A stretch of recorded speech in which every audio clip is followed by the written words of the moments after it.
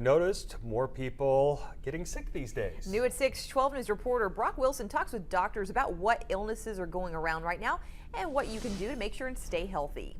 Doctors at Wesley Medical Center say over the last couple weeks, there really haven't been that many kids with serious illnesses. But with the holiday season upon us and more people heading indoors to spend time with family, more and more people are starting to come in sick.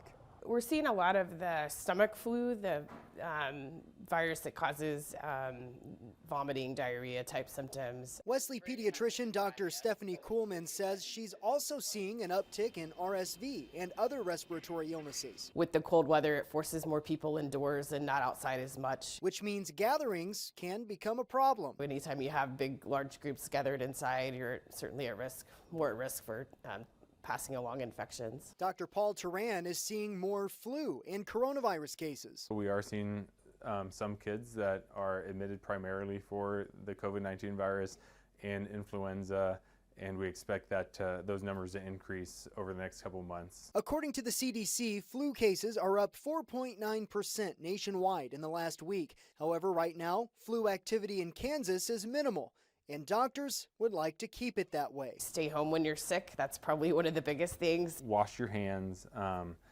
using disinfectant wipes or cleaners on common surfaces. And when it comes to holiday gatherings, it's best to play it safe. If you're running fever, it's best probably to wait a couple of days and kind of get together as you get over your acute illness. In Wichita, Brock Wilson, 12 News.